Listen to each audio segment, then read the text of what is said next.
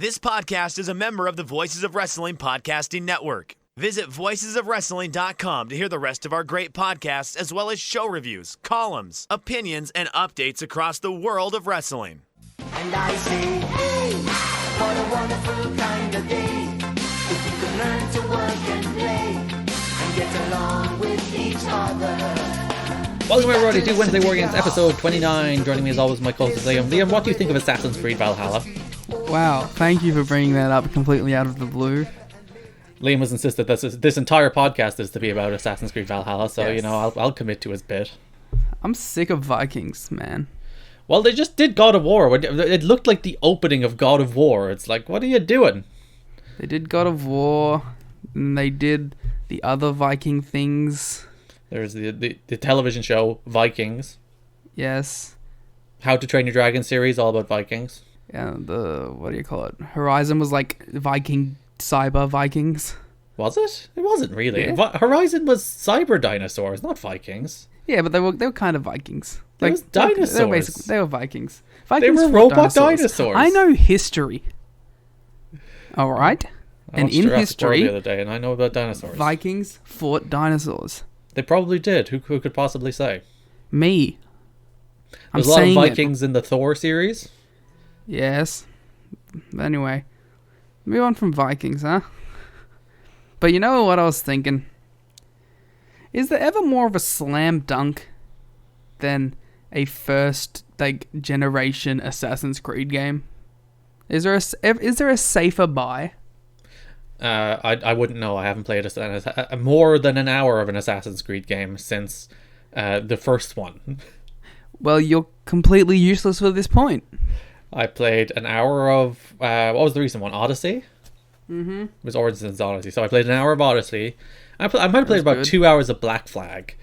Black Flag was good. And after that, I haven't touched any of them because the first one actually wasn't particularly good and kind of a first grind. one sucked. And then I'm like, this series bad. I don't need to play anymore. The first 3 were pretty bad because they focused on the future stuff and no one gives a shit about the future stuff. There's a weird divide in the Assassin's Creed fandom of there are people who are like, oh, the lore, the original stuff, they've gotten away from the roots, and the recent ones which have been hard pivots toward just traditional RPGs, and a lot of people like those games and they're very big and very sprawling and they're too long for my tastes. I'd prefer a nice 20-hour experience than a 90-hour experience, even if I admire the 90-hour experience. But yeah, there's a divide in Assassin's Creed. Every game to have a 200-hour experience. You see, I don't get that. When I people giving out about Animal Crossing, it's like, I have nothing to do after a month. I've deleted Animal Crossing. It took 2 weeks for me to delete it. Just go play a different game. There are lots of games. Yeah. No game should have to have your attention for longer than a month. But I like that. I like being so involved in the world. But lots of games. I don't understand. I'll never understand it because I'm always the guy who's like, oh, on to the next thing, because there's always the next thing and it's always good fun. Instead of oh, this game you'll play for 800 hours. You can do 2 things at once. You don't need to just commit to one game. These people want their worlds to be endless, which is both very difficult to achieve and a pretty unreasonable expectation. I don't want it from every game, but my Skyrims I enjoy because I can just constantly play it and never stop. My Fallouts and now my Cyberpunks. This is what I want from video games. Play lots of games. Lots and of I'm right. Are better than few experiences, but yes, I was like, oh, a cinematic trailer. Why don't they show gameplay? But then I realized it's like, wait a minute, they haven't shown gameplay for any next gen games yet, so that's probably coming because they do have the official Xbox gameplay reveal is coming soon. Ooh. Which I assume they're who has the Assassin's Creed marketing? I think it's Xbox, isn't it? I think normally, yeah. So yeah, so it'll probably R.I.P. be an Xbox. E3. It'll appear. Yeah, Nintendo officially cancelled their... Well, not officially. It was leaked yesterday that they've cancelled their June Direct, so... There's another one that bites the dust. Well, what's the WWE terminology? Extenuating circumstances? Yes, there are extraordinary extenuating circumstances that led to the wrestling shows where we watched this week. AEW and all. AEW that's Dynamite. why we're here. We're professionals. And bringing WWE it back around. NXT both had their usual empty arena shows this week. Last week, AEW won by the narrowest of margins this week. we shall discuss All Elite Wrestling Dynamite first, which opened with Cody against Darby Allin, which had one of the worst finishes I've seen on television in a very long time. I thought it was neat. I hated this finish on a level that I don't normally hate finishes. I'm more like, oh, that's dumb, move on. Whereas like this finish, if people didn't see it, Darby hits the coffin drop, lies on his own shoulders, Cody gets his shoulder up, Darby pins himself. Made him look a right fool. I'm just like, what does this do for anybody? Darby's an idiot who pinned himself. Cody's a guy who won a semi-final tournament match by complete fluke, by accident. So Cody is an illegitimate finalist. But Cody did nothing. He just got rolled off his shoulder. He doing. No, he didn't. He was like out. He was knocked out by a freaking coffin drop, and his shoulder happened to be off the mat. And Darby's an idiot who could not recognize one of the two things, that either his shoulders were down or Cody's shoulders weren't. I read it as Cody he realized that Darby had fallen all the way down and he was just getting his shoulder up. I don't think they did a spectacular job of actually expressing that, but that's what I got from it, was that Cody was like, I know he's down there. If I just lift my shoulder, I'll pin him and win. Nah, I think you're giving this too much credit. I think you're giving it not enough credit. You see, but there's a very easy finish there. Cody just crucifix pin him. I'll always take issue with we can't beat a guy, because usually you can. There are very few instances in the history of wrestling where you flat out cannot beat a guy once you beat him in the right way. The problem is beating guys in ways that make them feel lesser than, ways that make them feel meaningless. And this is a way that made Darby Allin feel lesser than, because he's an absolute clown. I imagine they didn't want to just have him fighting and being to the edge, but Cody managing to get the win, because that would be too similar to the second match that they had. Mm-hmm. But I don't really have that much of a problem with it. Well, they could have done I thought Darby looked like a bit of a dick, but that's about it. Yeah, they could have done a big 50-50 match where Darby actually was Cody's equal and lost, and they could have done the exact finish they did, except Cody actually grabs him with a pin and the guy with the experience snatches a win from the inexperienced guy, and he loses nothing there. The finish they did made Cody look like a jerk, and it made Darby look like a dope. Cody looked like a heel out of this multiple times. Yeah, Cody, the big babyface ace, goes to the tournament final with the most slip on a banana peel. This people are like, oh, slip on a banana peel wins. This one is the pinnacle of slip on a banana peel wins. It's not even slip on a banana peel. It's knock your head on the roof and knock yourself out. And fall on top of the guy you're supposed to be wrestling. That's basically the finish. The actual match, pretty good. I think it was their best of their three. I didn't love the first one, because I didn't think they nailed the story they're trying to tell. I remember liking the second one, but now that I think of it, I don't remember a lot about it. So I'd probably go the second one on instinct, but I'd probably... The second one was the exact match you just laid out. 50-50, Darby fights back, Cody wins because he's the veteran and is smarter. So yeah, so I probably like that match more, because the first one I didn't think they got there with the story they told. I don't think Cody gave Darby enough, but obviously Darby got over from it, so it was somewhat effective. I can't say it was utterly ineffective. When we had the cool Darby opening segment, where it was Cody, that's my Darby impression now. And they showed Fyter Fest, I got so bummed out. It's just seeing people. Look at all of those people for a C tier show that they did. I was watching a 2013 episode of Impact yesterday. It was in the Sears Center. It was an Austin Aries Sting main event. It's 4,500 people going nuts, and I'm like, I miss wrestling. We were having that exact moment when we were watching Onita and Funk. Yes, and that crowd going batshit crazy for Onita making his entrance, just absolutely nuts on a level that you just don't see in wrestling these days, but even particularly in wrestling at the moment, because there's nobody there. After we did that, I went and watched a really great 38-minute Onita career retrospective video on YouTube, and I think he might be my favorite wrestler ever now. Was it just a compilation of him coming out to Wild Things? There was no use of Wild Things in the actual video, which I found interesting. But it really opened my mind to how many major stars he got to do explosion matches with. And yeah, he got Tenryu, he got Riki Choshu, he got obviously he got why am I blanking right now? Akibono like 4 times the door. He got Funk, he got Hayabusa, he got Tenryu. Yeah, I already said Tenryu, but he got Tenryu to do it twice, once in a cage. That man could convince anyone to do the explosion. He got great Sasuke. Well, the thing is, he was like the biggest star in Japan. So like everyone knows if they do a program with Onita, it raises their profile. Even if they're like, oh, I'm a pure wrestler who doesn't do those explosion matches. It's like, this guy will make me seem like a bigger star if I wrestle him. I should wrestle him. Also, I'm probably going to make a shit ton of money. Also, the money. The money does help. Oh, yeah. Muda was another one who did, like, a couple explosion matches with him. I just wanted to shout out Brett FMW. That was the guy who made the video. I would also like to clarify, by explosion matches, you do not mean the Impact Wrestling television show explosion. Rather, matches where things blow up. Actually, I did. Oh, my God. Do we have that in the archive? Yeah, there's a ton of Onita matches in the archive. Whoa! Come on, Gary. Get digging. Cody defeated Darby Allin in a good match with a terrible finish to advance to the TNT Title Tournament finals. Yeah. I was going to make a point, but I don't think it's actually relevant. Well, that's all the better. A bad finish. I was going to say, like, it was weird that, like, that once again, they had the Darby match be the opener and the Dustin match be the main event. I'll defend it this week because I thought the Dustin main event was very good.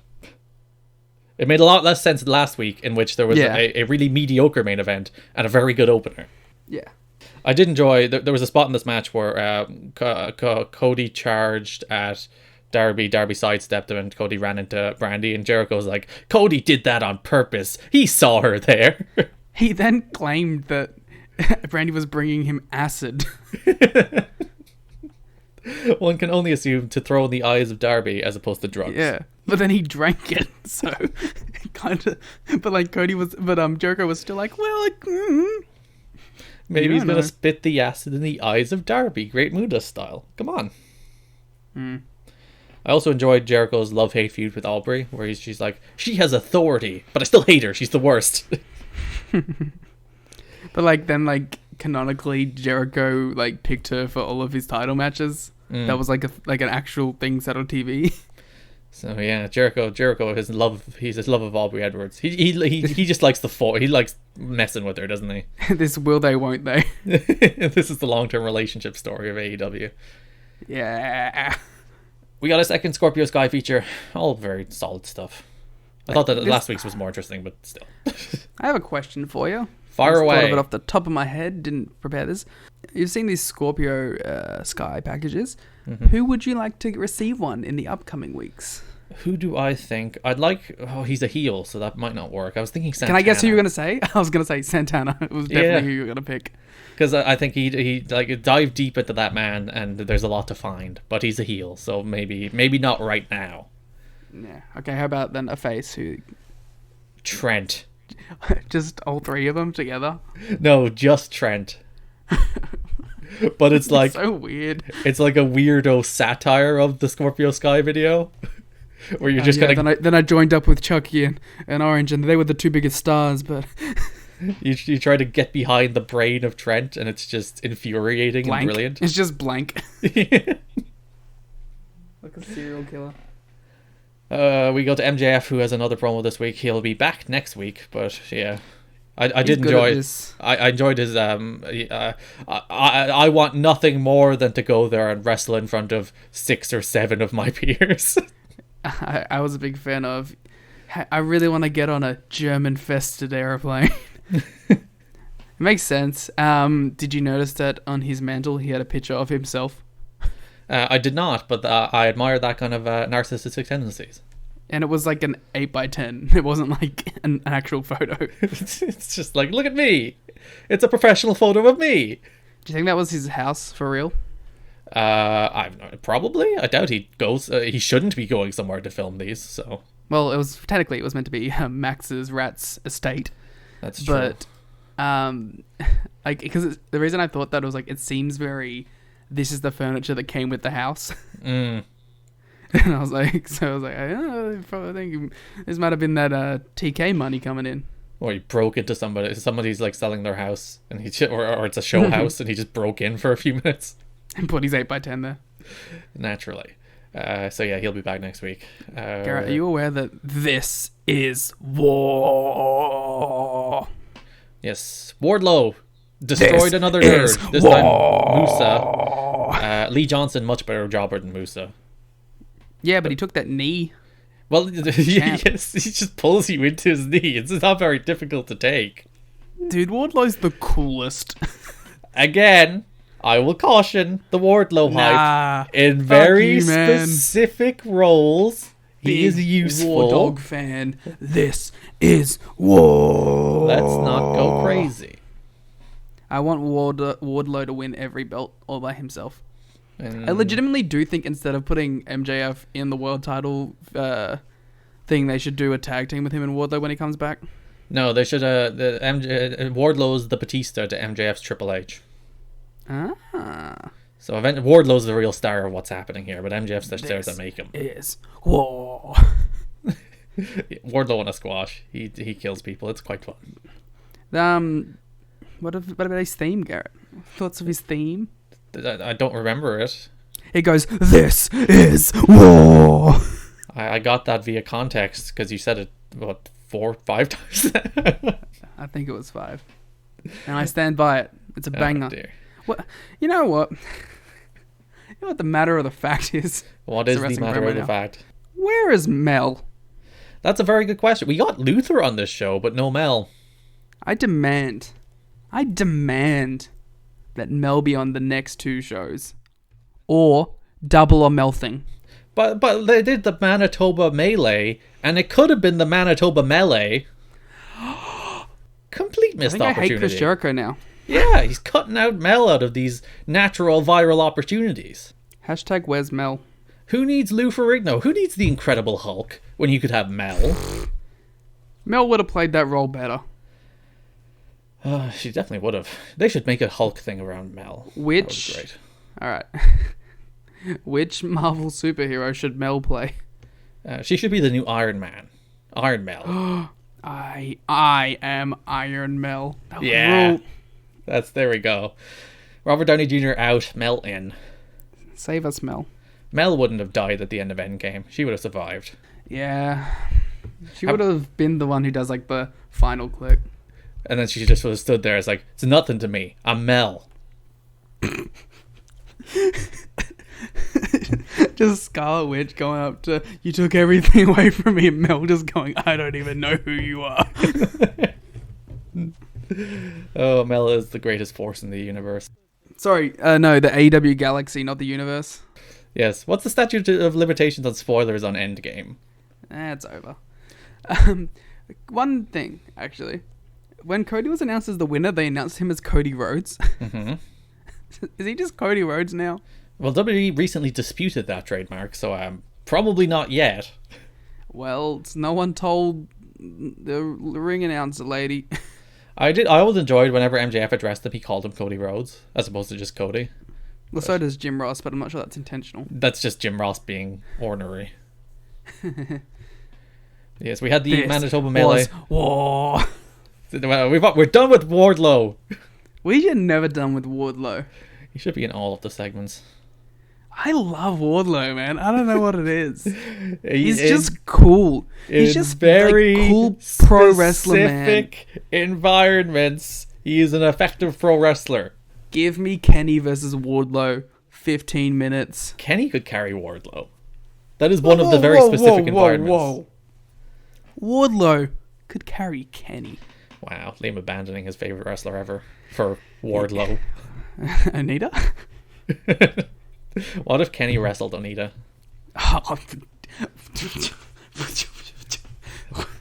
Woo! Alright. My top 3 all time: Wardlow, Kenny Omega, Atsushi Onita. In a triple threat explosion match. Someone give me money. The Bubbly Bunch were back with the Manitoba Melee, which had a bunch of guest star cameos from Kevin Smith, Vicky Guerrero, Chris Jericho's dad. What's his name? He played for the Irvine. So Irvine. That's the surname. Yeah. I don't remember. I don't know hockey. They had Jay and Silent Bob. They did. They had Jane Silent Bob. The returns of the likes of Sonny Kiss, Luther. The big stars came back for this. I liked the Luther reference, but he wasn't in full gimmick. He was also just standing out in his front lawn, which is just like, cool. He could have, like, I don't know, like smashed a light tube on his head or something. Yeah, do something You know more what I was interesting. thinking about today Go on. while watching this show? All of the, like, feuds that had started and had to end. Mm-hmm. Like, you know, Luther and Jimmy Havoc. Yeah. Best friends and the Death Triangle. Death Triangle just disappearing off the face of the earth. Yeah, so it's just very weird, and I miss them. Mel. Mel, of The course. women's champion has just been gone. She's not, like, they don't even mention Nyla Rose. She's just gone. I think they just understand that, like, but you could give Nyla some sort of promo package or something, surely. I've received Even a say, direct like, message, I will- Liam. It's a very important direct message. Beep, beep, beep, beep, beep, beep, beep, beep, beep, beep, beep. It's from Ken Kidney, who can clearly hear me recording this podcast as I speak, who has let me know Chris Jericho's father's name is Ted Irvine. Can you go Yeah. ask Ted what his thoughts on Wardlow are? No. Then I'd Just have to leave the DM. room. I'm wired in. By that I mean I have earphones, so I can't. I'd make DM sure him doors right now moving. and ask for his Wardlow opinion. All right. I'll be like, Ken, you go on to the next segment. If we had the bubbly bunch, talk about the tag match. Of course, we're going to go on to the no DQ match with the Best Friends versus Kip Sabian and Jimmy Havoc. A match that had been built up over the last 2 weeks in this vicious feud. I was very excited heading into this match, as I mentioned last week, because Chuck Taylor is a tremendous plunder wrestler. And I think the last 5 minutes or so of this match really put that to the forefront. Chuck should definitely be used in these plunder matches more often. He should join the AEW Dark Deathmatch division that is building. Orange is apparently the greatest manager of all time. Tony Schiavone said so. It's true. And Jericho really didn't like that. No. Kip needs to stop doing the PK. And doesn't come across very well. Kip needs to stop doing a lot of things, but yes. What else? Trent kind of just disappeared towards the end of the match. You gotta get Truck over. It's his gimmick. Trent, get out of the way. Chuck hit the awful waffle from the corner, and it looked like death, and that ruled. And that is my opinions on this match. You never said whether it was good or not. Oh, it was good. I liked it. I thought this match was great. In the era of like these annoying ass, really long, boring, empty arena brawls, where we've had Chuck these, some weapons in there. Yeah, we've had these boring ass Mox against Hager matches and Edge against Orton matches and Gargano against Ciampa matches. This is just dumbass plunder, and it's so much more fun. Stop You know, trying it's to be like- pretentious. Stop trying to be artistically valid, and just do some pile drivers onto chairs. Yeah. I thought it was super interesting that Chuck, like this match happened before the blow off to the Death Triangle. That was going to be a big plunder match. You got to, well, at least now they've established the Best Friends as important plunder wrestlers. Maybe that'll be their shtick in the AEW tag division. They'll be the plunder guys. And this was also the most interesting, I think, Kip Sabian and Jimmy Havoc have been in a while. Oh, I think they're actually really good together. Yeah. Or at least Like, in keep this them as a environment. tag team permanently. I did it, for some reason they tagged in and out a few times. I'm like, what are you doing? It's a no DQ match. Just fight. Well, I had something I wanted to say about Chuck. Now I've forgotten it. He's a good wrestler. Yes, he is a good wrestler. Oh yeah. I hope, because like Best Friends are starting to rack up some wins, that we do get a Hangman Omega Best Friends title match eventually. Because I did see the Best Friends record, which I don't remember what it is now, but it popped into my brain. It's like, oh, they're on a bit of a streak at the moment, aren't they? They won 3 of their last 4, I think it was. There you go. So yeah, Best Friend, and including this one, that might make it 4 to 5. Maybe that'll be the Double or Nothing tag title match, because it's not a real show. And it's not a huge match to give away. What's the Double or Nothing world title match? We'll find out next week. Because like Jericho, one would assume is Matt Hardy.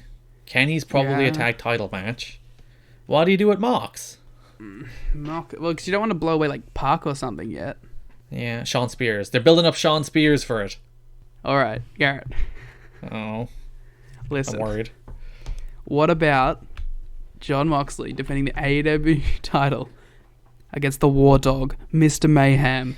This is war. There are Wardlow. very specific limited roles in which Wardlow You're is saying good. that Mox That's couldn't have like a not good one of them. 10-minute plunder match with Wardlow? He probably shouldn't, though. I think that's the other thing. Yeah, I think he definitely should. Oh god. Okay, Ken has gotten back to me.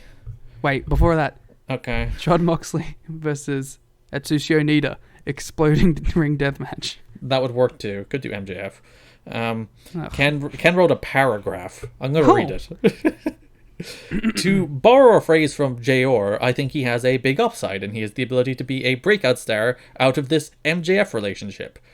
He's very impressive in squashes. I like some of his innovative power moves he did this week. However, I worry that they will make the same mistake that they have with countless other prospects and go too far too soon. They need to follow a Goldberg-like template with him, not so much in terms of a win streak, but match length and structure. He'll never be able to carry a 30-minute main event. Those are Ken's thoughts on the War Dog. I think this show would be better if it was just you and Ken. We're launching a Disney podcast this week, which is me and Ken reviewing each of the Disney animated features one by one. See, and that was planned. That was a planned bit that I just did there, so you could get the plug in. Thank you. That episode will debut this Monday, so follow me on Twitter. I'll post a link to it on Monday. Definitely not my own insecurities coming out. Liam, I love you as part of this show. Yeah, I'm sure all you listeners out there in listener land, go to the Discord and tell Liam how much you enjoy him as part of this show. Do it. Now I won't believe any of it. I won't think it's genuine. It doesn't matter. This is the human psyche. It can never win. Yes. This Best Friends against Kip Sabian and Jimmy Havoc match. Ruled. Great match. So we gotta move on. This is war. But yes, also go give Liam moral support. Liam deserves it. Don't do this. Britt Baker was in her dentist dental practice. There we go. I nearly said dentist practicery. Neither of those are words. Rebel. Yes, we had Rebel. We had representation from both the Menagerie and the Dollhouse, both of which is Rebel still. Both of them. Okay, Gary, I need you to pick right now. All-time great stables, both. But which one did you prefer, the Dollhouse or the Menagerie? And it better be the Dollhouse. It's easily the Dollhouse. 1, they have a good theme song. 2, Mia Yima's very good. 3, Taryn Terrell, surprisingly good wrestler. And 4, the Menagerie are one of the worst things in the history of wrestling.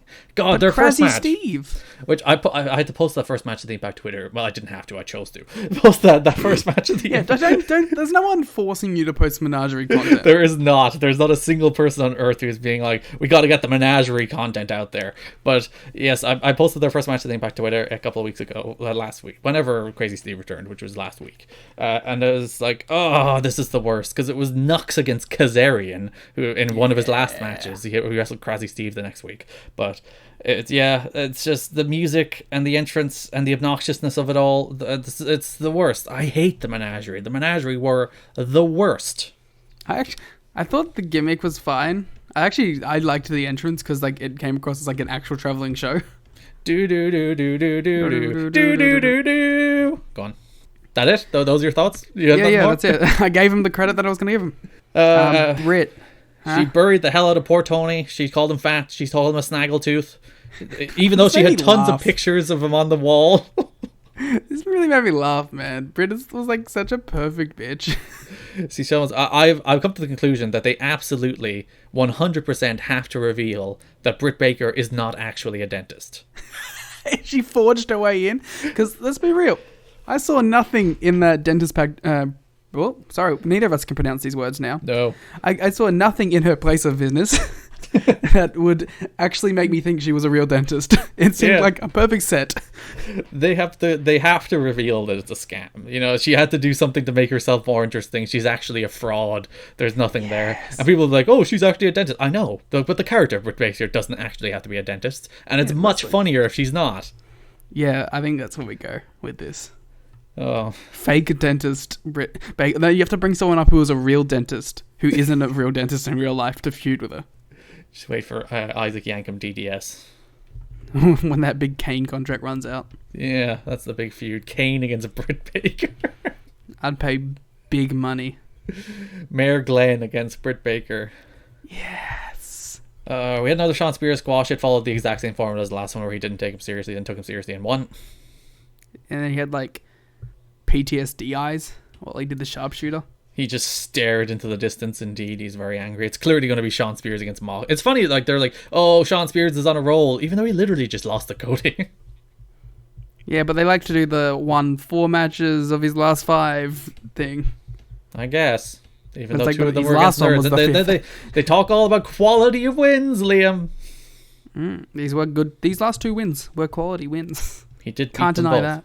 I don't think I'd mind a Sean Spears Mox match, but like no one's gonna pay for that.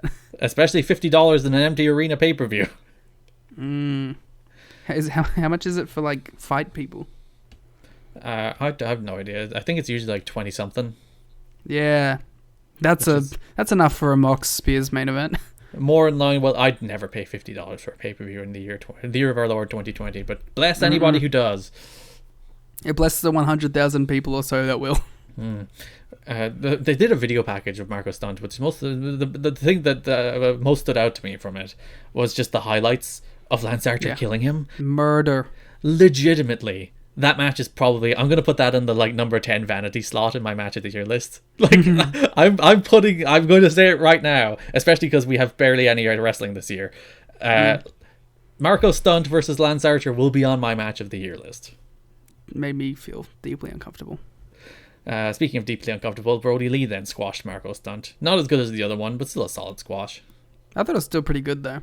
Yeah, Marco is so perfect. He's so perfect. Like, nobody could do this role as well as Marco. He makes these people look like absolute monsters. And like, it helps that he's facing absolute monsters. It does. He doesn't have to work He hard. needs to face Wardlow. Oh, yes. That might bump the Archer match off my match of the year list.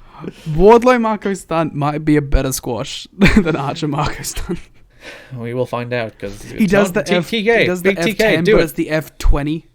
And he flies out of the ring, and then out of the he just leaves. Oh, I need that now. I just wanted to put over how crisp Brody Lee is. Mm-hmm. Like, everything he does is so smooth and connects so, like, flush. He's a good pro wrestler. And that black hole slam was the sickest. Yeah, it should always be called the Black Hole Slam as well. Screw Big Boss Man. He only did a sidewalk slam. He didn't do the extra revolution as well. Well, he did sometimes, but not. He's no Abyss. He didn't do that. Well, he did, but There you go. John Mox is here to be our representative of health and safety. Yes, he wants us to talk to our grandmothers, and he'll drive across the country. He's like, I'm going to throw some beers in the car. It's like, John, no. No, he said liquor.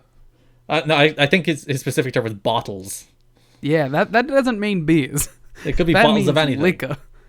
He could be water. He could be saying hydrated It's just Gatorade. while driving from Vegas to Jacksonville, which is literally right across the country. Yeah, he's definitely gonna be like just swigging Jack, driving across the country. Hope Renee joins him and actually drives for him while he drinks. And she has her like face blurred and her voice altered. Wasn't there like a thing where like they were really mad about Mox appearing on their dumb talk show? Were they actually? I remember seeing something about that, and then like someone pointing out the hypocrisy of having Brit and then doing that. But also, that was the last time I've heard literally anybody mention their dumbass talk show. So if backstage literally Renee, does not exist. please leave and be like the best and like actually make a shit ton of money on ESPN or something. She could take any job in the world. Like, people would be bending over backwards to hire Renee Young. She's so great at her job. She is the best in the world at what she does. Who would have thunk that our AEW review would just turn into Renee Young being put over to the level she deserves? I think we should, because the clip of talking smack with Daniel Bryan and AJ Styles came across my Twitter feed the other week. I'm like, that show was so good. I remember watching that and just being like, AJ, no. My favorite, like, Daniel Bryan's delivery of "the Earth is a sphere" is my favorite thing in the history of the world. Oh, AJ. Next week, MJF will be back. John Moxley faces Kazarian, and Le Sex Gods, the team of Chris Jericho and Sammy Guevara, face Matt Hardy and Kenny Omega in a street fight. Plunder, baby. Matt Hardy's debut. Mox Kazarian's gonna be fucking sick. I think it'll be alright. It's because I just watched 2011 Kazarian. Time travel. I literally thought it was 2011 Kazarian in the match. And then you're like, oh wait, it's the year 2020. And Kazarian, while not bad, is certainly not great anymore. It feels like maybe they should do Scorpio in this match. Is it gonna be Scorp Mox? Well, actually, that would make more sense, wouldn't it? Because it should be Scorp Mox. That's actually a pretty good fill-in. It's funny because that's exactly what he did last time. Yeah, pretty much. But you have to give him a really big match the week before DON. Who do you have him beat? Justify that. Jericho. You can have him beat like Sammy. Does that count? Is that a good win? It took me way too long to realize which Sammy you meant. I was like, Callahan? He's not there. Zayn. Yeah, well, maybe. Yes, which brought us to our main event, Lance Archer against Dustin Rhodes, which was, I thought, the first commercial break, the second, everything after that last commercial break, really great. Yeah, I was going to say, this is a match that you liked way more than me, so go ahead. I thought they worked through the first break, he bled, then they did another little, and it's like, alright. And then they got to the stuff, and Lance Archer looked like a badass. And Dustin fought for everything he's worth, and they finally clarified that they did in fact actually mean Code Red. They've just mixed up the Code Red and the Canadian Destroyer. So the name of his Canadian Destroyer is not the Code Red. They just got the moves wrong. But yeah, I thought Lance Archer looked so good in this match. Do you not agree? I think he gave Dustin too much. It's Dustin Rhodes, though. It's like but you've just spent 6 weeks building Lance up as the strongest dude ever, and then he murdered Dustin for 22 minutes. I didn't like, as I said, I didn't like everything. This match should have been shorter. I won't deny that, but I thought everything toward the end of this match was tremendous. Yeah, Lance so killed the last 10 minutes of the 22-minute match. Yeah, it's like a New Japan main event. Oh, ready to brawl, son? You can't deny it, though, can That you? being said, I take it all back because now I want Dustin versus Onita. There you go, big blood brawl. That would rule. Okay, yeah, I liked the end of it. I just thought it went on way too long. Yeah, and Lance murdered him, and Cody didn't throw in the towel, and then Lance murdered him some more. So the blood is literally. Cody kind of looks like an asshole, man. Cody's a jerk. He's no longer the one in true the lack of a crowd response has gotten rid of because he's always been kind of an asshole, but he gets these gigantic reactions. So you're like, look at him, he's a great baby face. But it's like, without the giant reactions, there's just more asshole there. Maybe it's just to really put over the fact that John is the actual ace because he did cut a big safety promo. I think I like John more than Cody at the moment. Specifically, well, John's barely on these shows, so that's probably why. Yeah, but he's talking, and that's what I like John to do. Yes. So our finals will be Lance Archer against Cody, the most predictable final and probably the right final realistically in the long run. Give me your winner right now. At the start of this tournament, I would have been like, Cody absolutely has to win this tournament, and now I'm literally the exact opposite. Lance Archer has to absolutely win this tournament. Yeah. Do you think this is all going to lead to a Cody heel turn? Because he couldn't get it done in the world title feud. He can't get it done to win the TNT title. And then he finally snaps on Dustin or something. Yeah. That would work. Someone. The thing is, I think if you do a big Cody heel turn, you have to pay it off with the title feud, and you can't do that. Well, because he's a heel, you can. As a babyface, he can't break his word. As a heel, it makes sense that he breaks his word because you're supposed to not like him for it. What if when he turns heel and he just cuts some promo straight up where he's like, I never signed a contract saying that I can't actually compete for it. It was all just on my word and on my loyalty, and I don't have any of that anymore. Yeah, that would work. And that also gets you out of they backed out on a stipulation. It's you'll still have those people, but those people will never be happy. But the thing is, if he's a heel and he finds a way to back out of it, then yeah, that makes way more sense. You're right. Yes, so that's our final at Double or Nothing, Archer against Cody, which is the first match set for Double or Nothing. So All Out 2, our prediction, long term. Mox, all out Cody. To Mox. That's All Out 2 is September. That's not long term. I mean, but you mean because is All Out or is it Double or Nothing the Mania show? I thought it was All Out, but last time, they were a Revolution is our Mania show. I'm like, what? I don't think no, that's not true. They were kind of saying that this is meant to be our big show. I think they mean because they're doing the big four, so I think they just mean it's a big show, but not the big show. Well, but I think now even if Double or Nothing was. Yeah, Double or Nothing. I forgot the name for a second. If Double or Nothing was planned to be the big show, now you pivot to make All Out the big show. All Out should be the big show anyway. It's the freaking marquee one that started it all. That was All In. Well, but they don't own that. I think. They said it's not a priority to get the rights to it or the footage. It's the exact words that Cody said. But yeah, I think you pivot if it wasn't planned to be the main one, and that's your main one, because you'll be actually hopefully be able to have fans of that one. And it makes more sense. Yeah, and then I'm excited. I'm excited for All Out. I don't really care about Double or Nothing. An empty arena pay-per-view is like one of the very last things I want, if I'm perfectly But it's honest. just like empty arena wrestling in general. It's not for me. I can't do it. Well, you're gonna have to do it for another 2 months. Well, maybe not if you listen to the governor of Florida. Yes, there's a freaking America is reopening everything. Like realistically, we're not going to get 10,000 seat buildings for a while. We shouldn't. No, I think even he was like, no, not like that many people, but like 1,000. We open up the PC. Yeah, we open up QT Marshall's fucking school. Let some people in. What would be the number that you'd be happy with without being like, ooh. Not now, but like in a month or two? 1,000? It depends on the size of the building, because you'd have to distance them. So just Full Sail? AEW in a Full Sail size. But you see, the problem with Full Sail is like you'd have to sell like every third seat or something to actually have properly distanced people. So it would be a third the capacity of Full Sail. So you need a bigger building than Full Sail, distanced out with like 1,000 people. With like whatever family groups come in together or whatever. And then like, do you have kids be allowed? It's such a weird. This is the thing that we've never had to deal with, like for like this kind of event planning, like because like then you'd be like, okay, we're gonna have people, but it's 2 people every 3 seats, no children or old people allowed. So it's like, it's very weird. But in theory, children are unlikely to die of it, but But they're more susceptible to actually getting it, though, isn't that the deal? And they'll carry it and spread it. Yeah, to their parents. Well, yes, that's the problem. People are like, why are you closing schools? The kids can't get it. It's like, go say that to the teachers.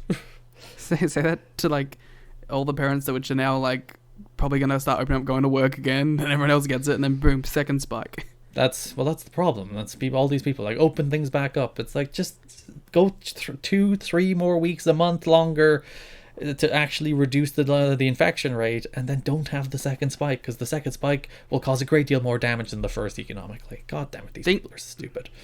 Things are opening up here soon. We haven't officially done it yet. Our lockdown will extend probably another 2 weeks. It was meant to end on the 4th on Tuesday, so it'll probably extend it another 2 weeks, and I think we're laying out the roadmap this week as well as to how we'll begin to open things back up after that.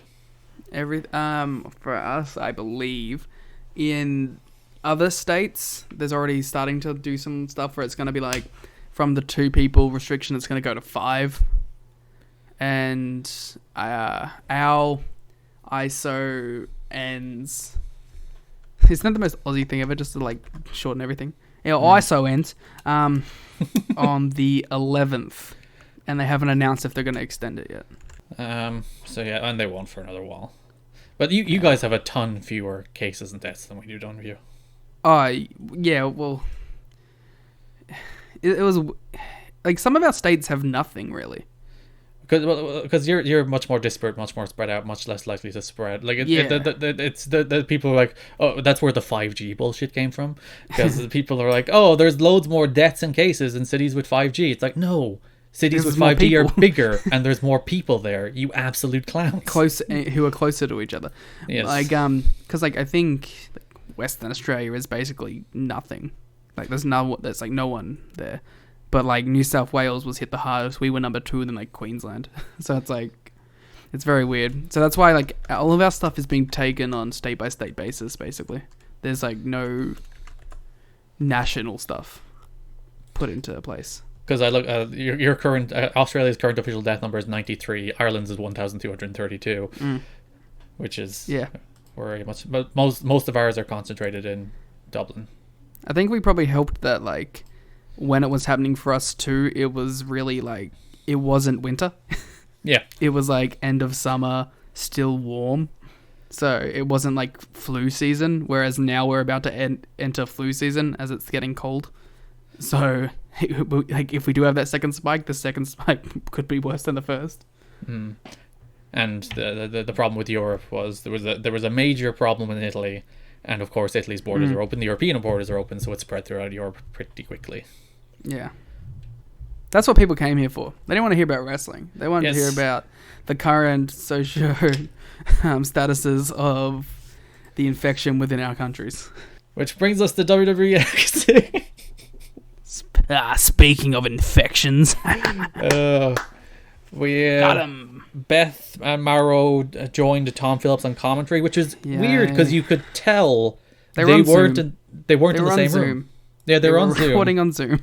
So, like, you could tell, like, Mauro always began, because they talked over each other a little at the start, so Mauro always started to be like, and blah, blah, blah, right, Tom? So he'd always feed to the next person as opposed to, I assume they had a system where they queued each other up somehow. But yeah, it was weird to hear people do commentary remotely. And I will say, if you're going to do that, you should do it with 2 people, not 3. Well, you should do all commentary with 2, not 3. But especially so when you're trying to do it remotely over the internet. I really wish they had kept Byron on there as well, and they were just trying to do 4 people. That would be a nightmare, and I'm here for it. Which means Corey comes back for one night, and they do 5 people. We did have the return of Mauro quotes. Yay. He feels like he's going to reach higher heights like another Scott in the video game Fortnite. Do you like Fortnite, Garrett? You've been playing your Fortnites? Because Travis Scott has a skin in Fortnite, doesn't he? He also he released a song in an online Fortnite concert. The world is the worst place. I haven't heard the song, so I can't even give you my thoughts on that yet. Oh dear. But yes, Isaiah Scott defeated El Hijo del Fantasma in a perfectly fine match. I didn't care much for it. Nothing happening. Yeah, it's some cool moves. Again, Fantasma did his cool dive. That's about it. Mm-hmm. Which he didn't. He said the tope from the depths of hell. It's the arrow from the depths. I guess. Damian Priest, does he have like ownership of arrows on this show? Don't get me started on arrows and Damian Priest. Arrows in the depths of hell. You're upset that he has a baton instead of a bow. It's so stupid. What, you want him to shoot somebody with a bow? I'm sure in history, at some point, there was an archer that had a close-range weapon that you could just use. Okay? At what point did policemen have goddamn arrows and they were just shooting them? Alright? That's stupid. This is stupid. Either drop the name or pick a different weapon. Do some research. The Archer of Infamy. Why is he called the Archer of Infamy? And because he does the... He should shoot people with arrows. I've worked myself into a shoot. That's what actually should happen. They should work out a way Damian from Priest at Sushi Onita death match. Exploding arrow death match. Someone give me money. I will book all of this. Isaiah Scott won. I was thinking though that'd be a really cool tag move if they ever team up together. Damien does his and then Il Hijo del Fantasma just dives as he does it. What if he actually had a bow and a flaming arrow, and he set Phantasma on fire as he did the dance? Oh no, that's not where I thought that was going. Listen, it would be much more impressive. I thought that was gonna be like his WrestleMania entrance. he like actually has to shoot an arrow and hit like his name and light it on fire. Yeah. That like he does like the Rocks thing, but he has like just an arrow. And what if he misses it? The pressure. It's like a Viking funeral. It's like the awkward moment in a Viking funeral when they miss. Valhalla. Yes, Assassin's Creed. Dijakovic is mad at Johnny Gargano. He says that he's double Johnny's height, which I don't think is true. Well, Johnny's not that tall. It might be true. Yeah, but... Yes, but Dominic Dijakovic isn't 10 foot. What if the overall like width and girth of Dominic Dijakovic is double Johnny Gargano? No, because like Dijakovic isn't that jacked either. Mm. Like he's pretty big, but he's not like, you know, Keith Lee. I'd like the formal square footage to be measured of Johnny Gargano and Dominic Dijakovic, so we know whether or not this is true. There's no way he's double. What are you doing? I dropped something. You big fool. Big fool. The NXT review is going great. During the break, ninjas tried to kidnap El Hijo del Fantasma and Phantasma fought It's all a work. What the hell is with NXT? That people literally tried to invade the building this time to kidnap a wrestler. There was no security. Is security banned? This is Corona? such a weird story because like it's such a nonchalant part of the show, and DJZ's been missing for like a month now. Who in NXT loves their whodunits this much that they're running 2 at the same time? They do so many of them. They really do so many. It's like they have like 4 stories that they tell at any given time. It's like when the NXT trope was the signing the contract. It's like the new NXT trope is kidnappings and whodunits. Oh, Phantasma fought them off. Once again, you think this is a double swerve now. Yes, it's a work. He's definitely the one behind it. Or, as we said, split personality. I would like split personality a lot more. That would be more interesting. That would actually rule. Candice How do you LeRae pay that defeated- off? Him wrestling himself? Well, you can put the mask on somebody else, I guess. But then you have to get someone with like his tats. You can work that out. You can give somebody temporary tattoos or makeup. And find someone his size. Yeah, or have him start wearing a top. That'll be very suspicious if out of nowhere he suddenly starts wearing a top. Listen, you gotta make it work. Would you put NXT is certainly known for retconning their stories. Well, yes. Candice LeRae defeated Casey Catanzaro. Casey is a tiny woman. I like this match though. Yeah, I thought the Candice looked great. Candice looked way more interesting as a heel than she's looked as a face in their entire run in NXT, which is baffling because she's a tremendous babyface. Yep. Great curb stomp finish. Casey is so small though. She's so tiny. It's so stupid that it's called the Wicked Stepsister, because like the whole thing yesterday was Mummy eats first, and now she's her sister. Mummy stomps first. Mummy Stomps. Yes. There you go. That should be the name of the move. That's a way better name. I did enjoy Kagema's Johnny. the best. I was about to say I do enjoy Johnny as Candice's hype man. Yeah. He's very good. He's a nerd. He's the best nerd. Like, why is this man ever a baby? Well, he's a good babyface as a wrestler, but as a character, he's just like he's a nerd. Well, just lead what into you're him being a trying to nerd. say is, why is he ever perceived as cool? Because Yes. he's not cool. He's the He's a good furthest thing. baby face, and he's a good dumb nerd heel, but he's not cool. Yes. So yeah, Candice won. Hopefully they do something with her. What's this going to lead to? Who's she going to wrestle? She's gonna beat Charlotte, because Charlotte's a babyface. Oh yeah, that's a thing. Yeah. She's gonna stomp Charlotte's head in and win the title. She's gonna Wicked Stepsister Charlotte. She's oblivion. No, she's gonna Mummy eats first Charlotte. It's a great move. Matt Riddle and Tim Thatcher did, what did they call this? The Newly Bros. There we go. the Newly Play on the Bros. Newlywed Show.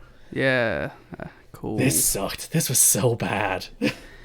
Like this is the realization of my worst fears. Like my worst fears of what Matt Riddle could become. This is it. Okay. I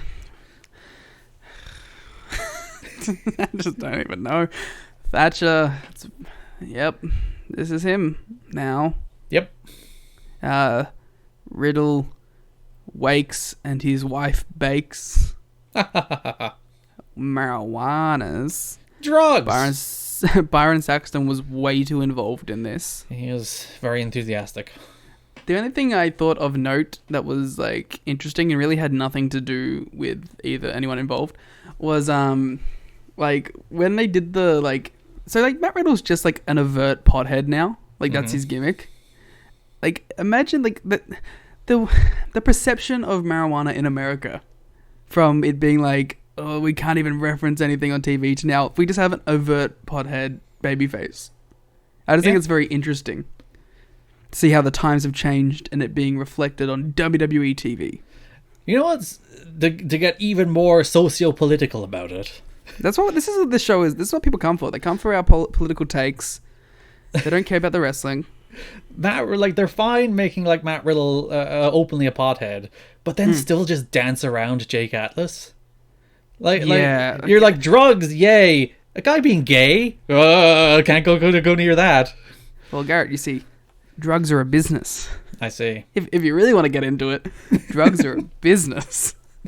It's so like the politics of WWE are very like especially like their approach to anything LGBTQ is just weirdly non-existent, especially for a company that's like very specifically like corporate social behavior, corporate social responsibility. Look at the charity work we do, like to the T. And then they weirdly dance around LGBTQ stuff. And it's like, I think it's because they don't want people going into their history of the topic. Well, like, yes. If they have a positive example of it, that'll somehow like make people hyper focus on all the horrific stuff they've done over the years. Which maybe it would, but like then you've at least shown that you've progressed as a business. It's weird, but yes, this segment was terrible. I hated it. Yeah. Ring can't explode. Yes. Well, fake. It's not fake ring comp against half of real ring comp. Threesomes. Which would actually be an interesting story if they played off the fact, yes, threesomes, which actually particularly fits.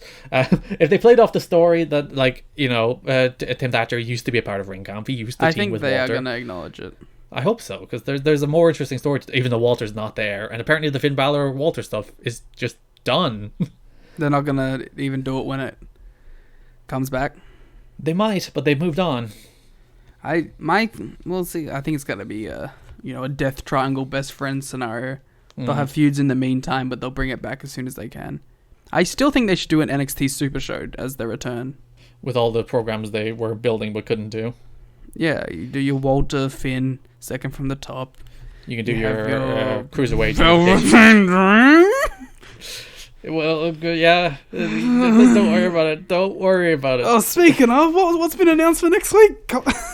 Next week, Adam Cole, they talked about how he will defend the NXT World Championship against Velveteen Dream. I guess he surely can't be winning now. Even like if there was a chance he's winning. Not anymore, right? The match probably shouldn't even be happening. No, probably not, but it's until things are completely on the up and up, as they say.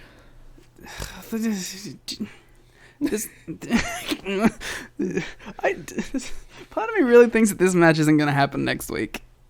The Dream is just going to be the latest in a long string of people randomly attacked backstage and disappear, like he did last time. Or it'll be like Adam Cole, for some reason, issues an open challenge and doesn't acknowledge any reason as to why. Like sudden disappearance. I thought, like, I saw them like put this hype thing up, and I was just like, the balls on them to fucking put this like hype up for next week. Not like even if you were planning on doing it next week, why would you advertise it even like just in case? Yeah, well, they're bordering true. It's still happening. I just shudder. That's wrestling for you. That's WWE lately for you. It's just the longest in the line of just like, what are you doing? Oh, we'll get to more of that later. Charlotte defeated Mia Yim in a solid enough match. I enjoyed it. Yeah. It was nothing special, but it was a good, enjoyable little TV match. I think Charlotte has been a fine addition to NXT. I think she's been one of the better empty arena wrestlers as well. Ooh. Like she had that with Kenneth? Yeah, she had that really good match with who'd she wrestle at WrestleMania? Rhea Ripley. Rhea Ripley, there we go. She's off the show. I forget she exists. I haven't watched the match. That match was a good match. I think Charlotte's been good, and I'm looking forward to her against Io, which is next week. Imagine Charlotte versus Kenny. Oh God, that'd be a really good reckless match. Yeah, they'd do some shit. They would beat the shit out of each other. Like it's funny, like because like if you were to think of like which like female wrestler would be the most believable in an intergender setting, like it'd probably be Charlotte. She has that aura. She carries herself the right way. Like you could believe like her kicking like AJ Styles' ass. Like Charlotte's good, man. Yeah, her against Io next week.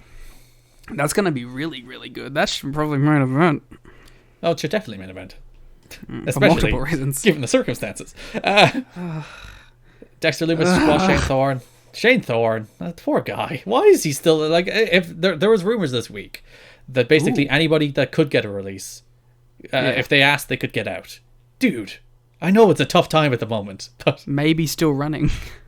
It's because we had the release of Curtis Axel yesterday. Like, Shane Thorne, there's nothing there for you anymore. Come on. Go reform TMDK and go wrestle in New Japan. They need tag teams, man. And you're a good tag team, and you'll probably win those IWGP Heavyweight Tag titles, and you'll get to wrestle Tanahashi and Ibushi. That's a pretty good career path. Better than losing That'd be to a really cool match, Dexter too. Loomis on freaking NXT. TMDK versus Ibushi and Tanahashi. I'd pay $1 for that. They say the eyes are the window to the soul, but we know Loomis's eyes are covered by disturbing drapes. God damn it, Mauro. I did not miss him. It's really like I have these moments where I'll be watching Ryzen and like old fights because they're uploading all of their old fights to YouTube. And I'll be like, wow, I'm really excited. Like, oh, it's Kyoji Horiguchi. I'm really excited to watch this fight with him and, like, Tenshin Nakazawa or something. Nasakawa, sorry. And then I'll click on it, and I'll just hear, Kyoji Horiguchi! And I'll be like, oh. Your heart will deflate. It's like PTSD. He's not even a bad fight announcer. It's just the trauma of NXT. No, fuck you, first of all. He wasn't a bad fight announcer. Then he started doing the Travis Scott in Fortnite. And he started doing that in fights now. He didn't used to do that. He did the references to the old. He did the references to the old fighting stuff, which made sense because it was fighting. But he wouldn't be like highest in the room. Yeah. So like Streets of Rage 4's out. How about that? Yeah, we should play it together. Wow, we will. Drake Maverick defeated Tony Nese. I don't want to talk about this match. The match is what the match was. I think Drake is too big for an empty arena setting. That makes sense in front of an audience. It works, though it feels a little insincere in front of nobody. He needs to scale it back for nobody, is what I'm saying. But other than that, the match was what the match was. Drake won. But yeah, the post-match promo. I don't even really want to get into that stuff yet. Because I just want to know, like, let's just wait till he has his third match. Well, his third match is against Kushida. He's not winning it. Yeah. Well, yeah, but, like, let's just wait until we know what's going on for reals. Like, but like, people are like, BT sent that tweet today. It's like, I'm not going in, which was a quote from this promo. People are like, oh, I think people didn't watch NXT, so they didn't know that's a quote from this promo on the show. And Mauro was like, he's like the Wolf of Wall Street. I'm not going anywhere. I'm not done. And it's just like, he's definitely losing to Kushida next week, like, or whenever that match is. I don't think that match is next week. But he's definitely losing to Kushida. So. Yeah, well, cool. Yeah, we'll bury this more when he eventually gets actually fired. Yeah, I want to wait till I want to see the actual results before we talk about it, because like it's just gonna be more of what we said last week. If you want our thoughts, go listen to what we said last week. Yes, next week we have basically a mini takeover. Cole against Velveteen Dream for the NXT title. Charlotte versus Charlotte versus Io Shirai for the Women's Championship. Woo! An appearance from Karrion Kross. Finn Balor will address who attacked him. Carry on my wayward son. One would assume Kross is the one that attacked Finn, but that remains to be seen. And Gargano will face Dominik Dijakovic. Good card for next week. Yeah, Gargano Dijakovic would be really good. And then we get to our main event, which was Keith Lee against Damian Priest, which was, I think, a great 8-minute match stretched to 14. Yeah, but at least it was a great 8-minute match stretched to 14, not stretched to 20. Heavy shot at Dustin Rhodes. Yeah, this was the standard two big guys doing cool shit. Keith Lee press slammed him over the apron onto the that kind of ruled. Yeah, over the railing onto the apron. That was great. Priest hit the broken arrow. Is that his big dive over the post? That was his Falcon arrow. His big dive over the post was more impressive. They did some cool moves back and forth. Mm-hmm. Then they did crappy finishes. It doesn't matter. And Lee did the I am limitless thing, and that made me go, oh. Yeah. I made an audible sound. Have I turned on Keith Lee? Is this what's happened? No, because we were over never the last few particularly weeks? high on Keith Lee. But I don't know, like, he was great in that Survivor Series match. Yeah, but like, yes, when you should push this he was booked the way he should be. Yeah, He's beating dudes. It's just annoying. I still really want Keith Lee Roman Reigns one day. That would be a very good match. If Roman ever comes back. That's true. If we ever have wrestling again. Roman just Just follow John. Just do the jump. Fuck it. Let's get real weird with it. Mm. Imagine like John beats Park and all out. Fucking yeah. And then some riff on bram bram bram bram bram bram, and the crowd goes like, what the fuck? And then that's wrestling. That's pro wrestling right there. God damn it. You really want John. We should have you should have had Matt Hardy. You should have had Brody Lee. You should have had all these people in the rival soon. It's like no crowds. It ruins it. Oh yeah, if the Revival debut on an empty arena, You lose your mind.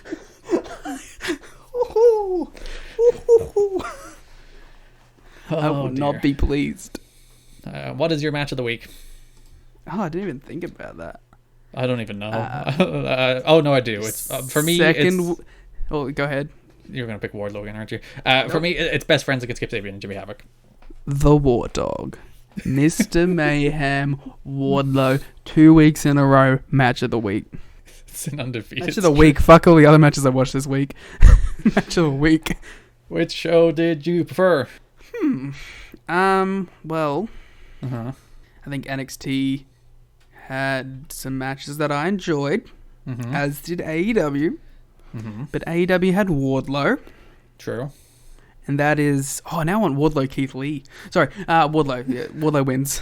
Wardlow didn't win last week, though. Why did he win last week? The Ward Show wins. You're a hypocrite, is what you're saying. The Or Show. Directly contradicting. I'm also AEW. On the whole, I think that show was better. I'm also Wardlow. Yes, Wardlow. Well, I'm not picking solely based on the War Dog, who is good in very particular settings. Mr. Mayhem, this is war. Our poll says 83% AEW, 17% NXT. If you would like to vote in that poll every week, you can follow us on Twitter at WarGamesPod. You can follow me on Twitter at Garrigan. You can follow Liam on Twitter at Larrikin. If you would like more elite footage, footage. We want more elite footage. Footage Go without to the All Elite footage, Wrestling's but with the YouTube audio. channel. And then you can see those weird all caps videos, which drive me insane.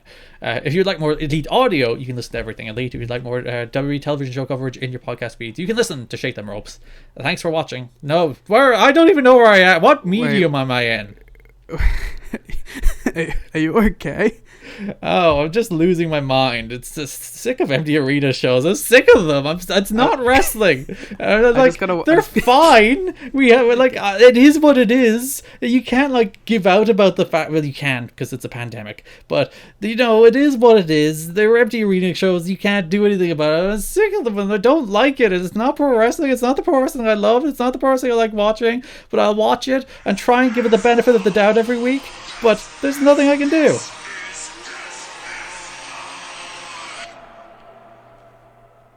What were you playing? Wardlow.